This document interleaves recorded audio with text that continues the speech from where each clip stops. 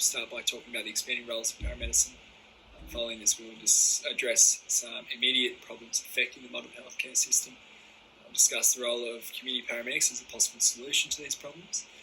And we'll also look at the current literature and see whether it supports or opposes the necessity of community paramedics.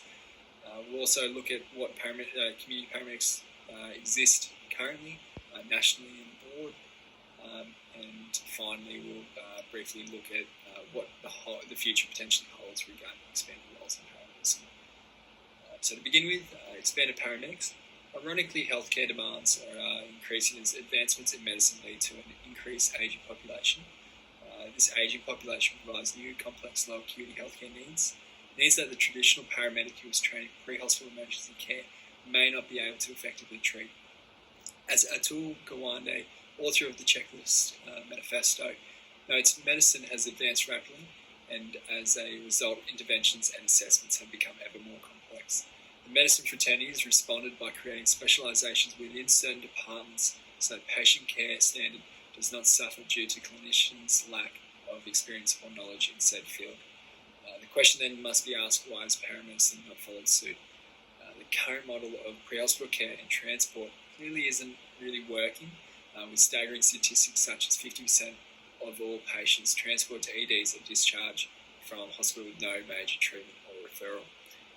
With recent paramedic registration as well, Australian attitudes of some paramedics have shifted from one of "I'm happy to leave this patient at home, given what I've assessed and inquired about, the patient does not require emergency care, and I'll refer them to a GP or medical clinic for follow-up," to a perception of "I'm not prepared to risk my registration, I will transport to hospital regardless." The result is further overcrowding of hospital EDs and decrease in ambulance availability due to ramping. Current paramedic scope rarely include the necessary assessment tools and knowledge of chronic low acuity disease states to confidently and appropriately treat and refer. Additionally, healthcare availability and accessibility in rural and remote areas continues to be an unsolved issue.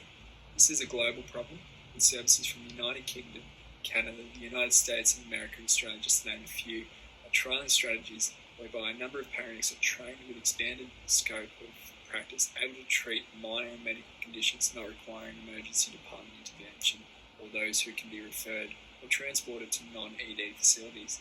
The result of this being a decrease in EMS workload, providing the community with an increased system capacity and a decrease in response times for actual emergencies.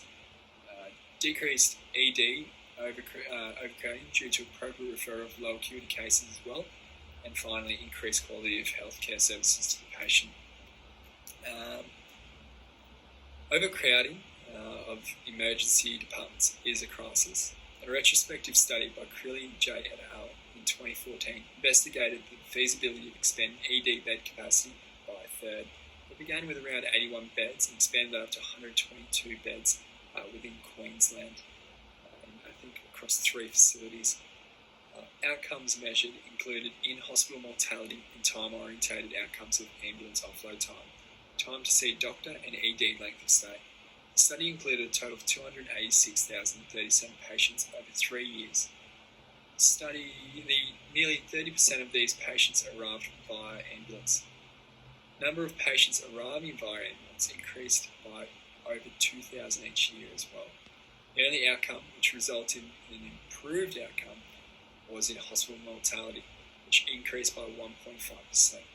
However, time-related outcomes were poor, with possibly the most perplexing result being an increased offload time from stretcher of ambulance by 4%, even with a third more beds.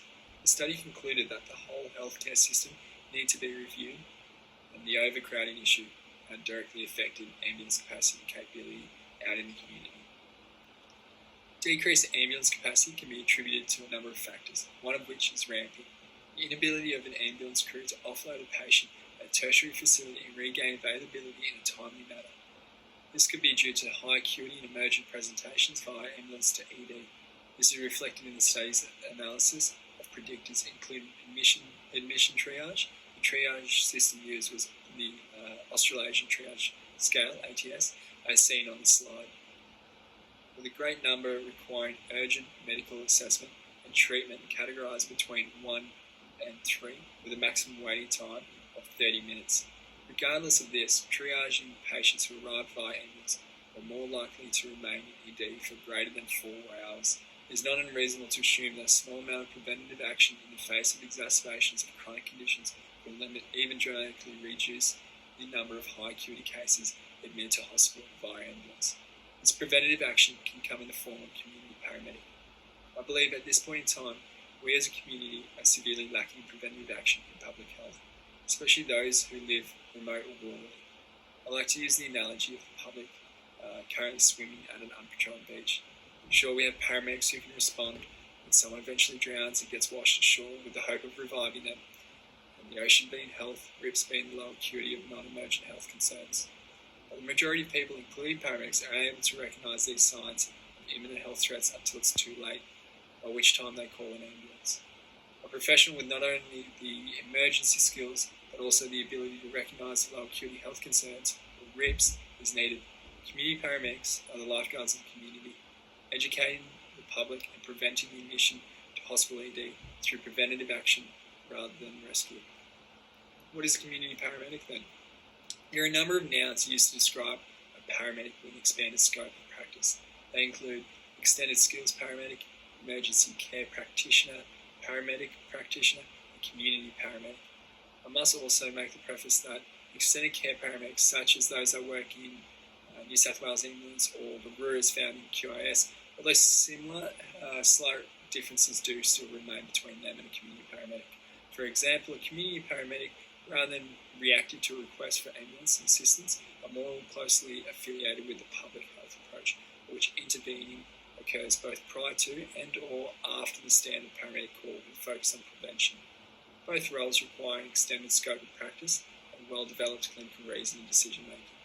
For the rest of the presentation, I'll refer to paramedics with an expanded scope of practice as a community paramedic or a CP. I do believe that terminology is important, and community paramedic, to me, encapsulates the vital role CPs play in the community, especially in smaller communities such as those found rurally and remote. The role of a CP, as I mentioned, not only includes the normal emergency assessment and treatment of patients, but also, depending upon which jurisdiction the CP is working within, will include such things as the comprehensive medical history and assessment and the initiation of treatment. Appropriate referral to suitable facilities, but if possible, the appropriate management of the patient will be carried out within their own environment, negating the requirement to transport to hospital. The CP can also order appropriate tests and is able to interpret these results and, based on the findings, initiate a short to medium term healthcare plan for the patient, importantly aiding and facilitating their recovery. The result is an ongoing relationship between the short, high acuity episode that paramedics are familiar with. Moreover, rural and remote communities with higher than average paramedic downtime, absence of other healthcare professionals, and extended travel times to appropriate healthcare facilities could greatly benefit from the addition of a community paramedic. The broad scope and flexibility of such a role could meet the healthcare needs of these communities. To put it blunt, this seems like the ideal solution for both rural and remote communities. The public healthcare system, regarding cost effectiveness and possibly reduction strain on the current model, can all benefit. So, does it work? Due to the global infancy of community paramedicine, current literature is sparse. One systematic review included and assessed the quality of 8 retrospective observational studies, and that is Greg A. et al. 2019, who implemented the grade system to assess the quality and found that 4 of these studies were considered low quality and the other 4 moderate quality. These variances occur due to sample size, reliability and validity of measurements and of outcomes, and the study's attempts at excluding bias. The review included 4 measured outcomes. 1 was reductions in healthcare costs, 2 improved healthcare outcomes, 3 improved patient experience, and 4 improved provider experience. All studies measured at least one of these outcomes, and that outcome was reduction in healthcare costs. And 3 studies investigated the outcome 2 regarding improved health outcomes, of which all found positive improvement of health outcomes. Patient satisfaction was assessed by 4 studies, all of which found increased patient satisfaction. One study, however, found no increased satisfaction when compared with traditional paramedic care, but overall high satisfaction. However, due to all studies included in the review having taken place within the United States, the applicability of these results are uncertain. Furthermore, the size of scope and level of training varied greatly, possibly affecting outcomes as well. Examples of community paramedics today. So within Australia, New South Wales and England have the ECP, or the Extended Care Paramedic. Not quite a CP, but actively moving towards a practitioner model with tertiary education.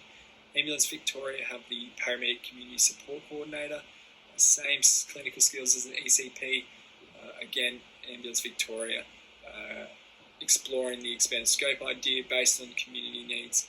QAS have the Isolated Practice Area Paramedic, more closely aligned to the traditional CP scope regarding public health awareness, i.e. Australia-specific Aboriginal health and health promotion practice and chronic complex disease understanding.